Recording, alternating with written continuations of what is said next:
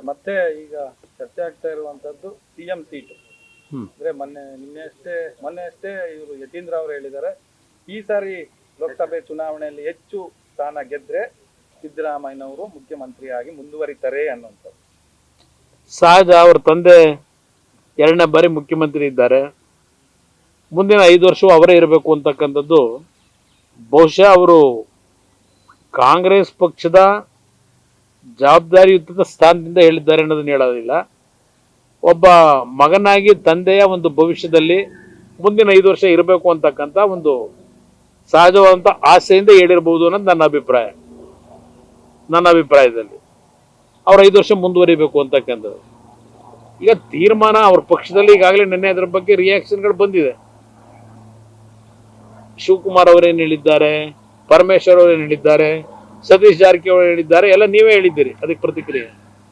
ಅದರಿಂದ ಅಂತಿಮವಾಗಿ ಅವ್ರು 5 ವರ್ಷ ಮುಂದುವರಿತಾರೋ ಇಲ್ಲ ಅವ್ರ ಒಪ್ಪಂದಗಳು ಏನು ಮಾಡ್ಕೊಂಡಿದ್ದಾರೋ ಇವತ್ತು ರಾಜ್ಯದಲ್ಲಿ ಸರ್ಕಾರ ರಚನೆ ಮಾಡಿದಾಗ ಅದೆಲ್ಲ ಅವರ ಹೈಕಮಾಂಡಲ್ಲಿ ಅವ್ರುಗಳ ತೀರ್ಮಾನ ಮಾಡ್ಕೋಬೇಕು, ನಮಗೆ ಸಂಬಂಧ ಇಲ್ಲ. ಆದರೆ ಒಂದು ಈ ಮುಖ್ಯಮಂತ್ರಿಯ ಸ್ಥಾನದ ಬಗ್ಗೆ ಮತ್ತು ಅದೆಂಥದ್ದು ಉಪಮುಖ್ಯಮಂತ್ರಿಗಳು ಅಂತ ಹೇಳಿ 2-3 ಮಾಡಬೇಕು ಅಂತ ಏನು ಅದು ನಡೀತಿದೆಯಲ್ಲ, ಈ ರೀತಿಯ ಒಂದು ಬೆಳವಣಿಗೆಗಳು ರಾಜ್ಯದಲ್ಲಿ ಅಭಿವೃದ್ಧಿಗೆ ಕುಂಠಿತ ಆಗ್ತದೆ.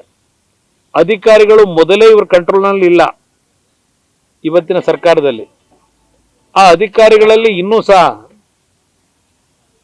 ಯಾವುದೇ ರೀತಿಯ ಅಂಕೆ ಇಲ್ಲದೆ ಇಷ್ಟ ಬಂದಂಥ ರೀತಿಯಲ್ಲಿ ರಾಜ್ಯಕ್ಕೆ ಮಾರ್ಕ ಆಗ್ತಕ್ಕಂಥ ವಾತಾವರಣ ಇದೆ ಈಗಿನ ಈ ರೀತಿ ಬೆಳವಣಿಗೆಗಳು. ಅದಕ್ಕೆ ಫುಲ್ ಸ್ಟಾಪ್ ಹೇಳ್ಕೊಳ್ತಕ್ಕಂಥ ಸೂಕ್ತ ಅವರು ನನ್ನ ಅಭಿಪ್ರಾಯದಲ್ಲಿ.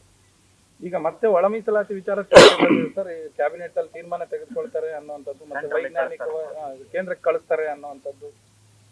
ಈಗ ಅವ್ರು ಮಾಡೋದಷ್ಟೇ ತಾನೆ. ಈಗ ಕೆಲವು ಮೀಸಲಾತಿಯ ಬಗ್ಗೆ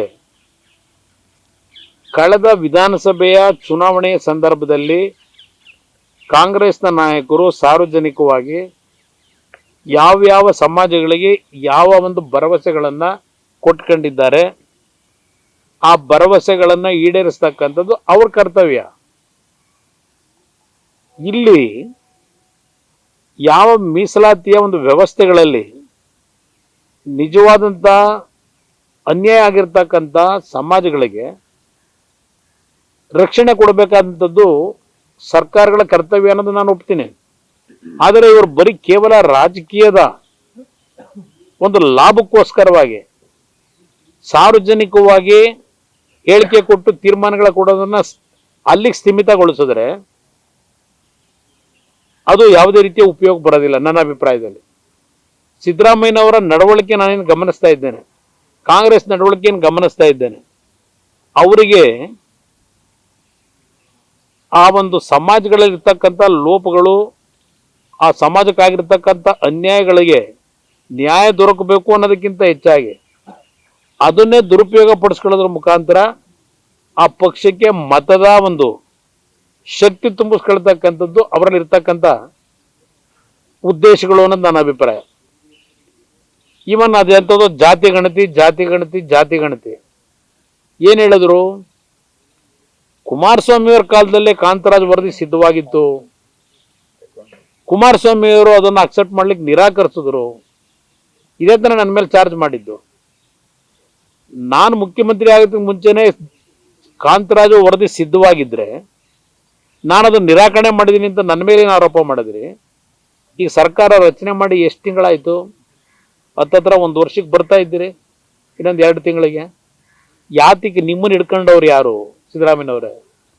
ಆ ಜಾತಿ ಗಣತಿಯನ್ನು ಅಕ್ಸೆಪ್ಟ್ ಮಾಡಬೇಡಿ, ಕಾಂತರಾಜು ವರದಿನ ಅಕ್ಸೆಪ್ಟ್ ಮಾಡಬೇಡಿ ಅಂತ ನಿಮ್ಗೆ ಯಾರು ಹಿಡ್ಕೊಂಡಿದ್ದಾರೆ? ನನ್ನ ಮೇಲೆ ಅಪಾದನೆ ಮಾಡೋದಲ್ಲ ನಿರಂತರವಾಗಿ. ಕುಮಾರಸ್ವಾಮಿ ವಿರೋಧ ಮಾಡಿದ್ರು, ಇದು ಹೇಳಿದ್ರಲ್ಲಪ್ಪ. ಈಗ ನೀವು ಹೇಳಿ, ನಿಮ್ಮನ್ನ ಯಾರು ಹಿಡ್ಕೊಂಡಿದ್ದಾರೆ? ಅವತ್ತೇ ಸಿದ್ಧವಾಗಿದ್ದಾರೆ ಕಾಂತರಾಜು ವರದಿ. ಯಾತಕ್ಕೆ ಇನ್ನೂ ಅದನ್ನು ಅಕ್ಸೆಪ್ಟ್ ಮಾಡಲಿ ಇವತ್ತು ನೀವು ಜಾರಿಗೆ ತರಲಿಲ್ಲ? ಒಂದು ಕಡೆ ಸಾರ್ವಜನಿಕವಾಗಿ ಹೇಳ್ತೀರಿ ಈ ದೇಶದಲ್ಲಿ ಜಾತಿ ವ್ಯವಸ್ಥೆ ಹೋಗಬೇಕು ಅಂತೀರಿ, ಜಾತಿ ವ್ಯವಸ್ಥೆ ನಿರ್ಮೂಲ ಆಗಬೇಕು ಅಂತೀರಿ. ಇನ್ನೊಂದು ಕಡೆ ನೀವೇ ಹೇಳ್ತೀರಿ ಜಾತಿ ಗಣತಿ ಆಗಬೇಕು ಅಂತ. ಮತ್ತೆ ಎಲ್ಲಿ ನಿರ್ಮೂಲ ಮಾಡ್ತೀರಿ ಜಾತಿ ವ್ಯವಸ್ಥೆನ? ಜಾತಿ ಗಣತಿ ನಿರ್ಮೂಲ ಮಾಡ್ಲಿಕ್ಕೆ ಮಾಡ್ತಿದ್ದೀರಾ?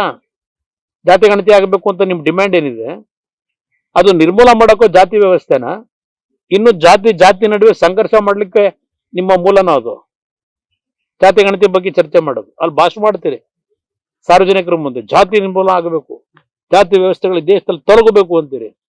ಇಲ್ಲಿ ನೀವೇ ಇಲ್ಲಿ ಎನ್ಕರೇಜ್ಮೆಂಟ್ ಕೊಡ್ತೀರಿ, 100 ಕೋಟಿ ಖರ್ಚು ಮಾಡಿ ಜಾತಿ ಗಣತಿ ಸಿದ್ಧವಾಗಬೇಕು ಅಂತ. ನ್ಯೂಸ್ ಫಸ್ಟ್ ನಿರ್ಭೀತಿಯಿಂದ ನಿಮ್ಮ ಪರವಾಗಿ.